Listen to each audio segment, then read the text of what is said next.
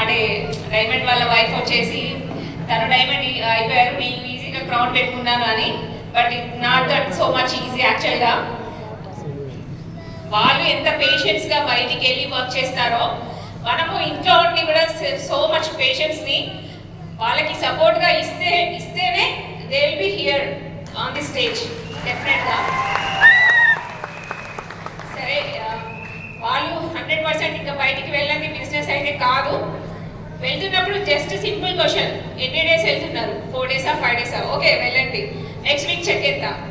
Simple question అంతే. ఇంకా వాళ్ళు వెళ్ళినందుకు ఒక కష్టంతో డెఫినెట్గా మీకు ఆ 1 weekకి ఆ చెక్ అనేది తీసుకొస్తే you will be happy and there also will be happy. And ఇంకొకటి, ఈ అకేషన్లో అసలు మేము చాలా మిస్ అవుతున్నది అంటే మా మామయ్య గారి.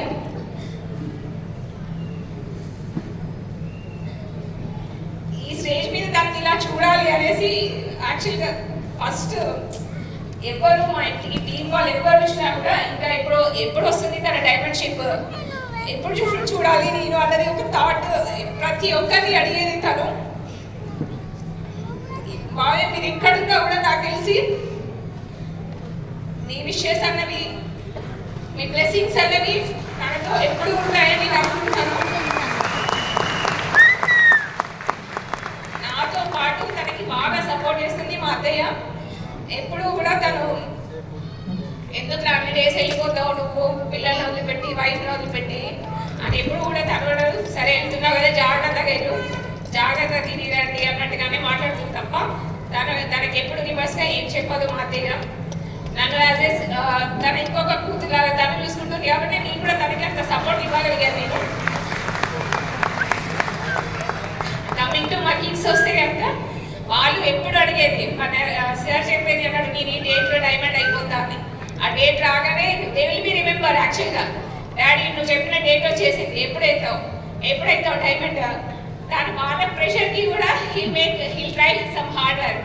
అంత పేషెన్స్ అసలు ఎక్కడి నుంచి వస్తుంది ఏంటి అన్నది ఎప్పుడు అర్థం కాదు నాకు.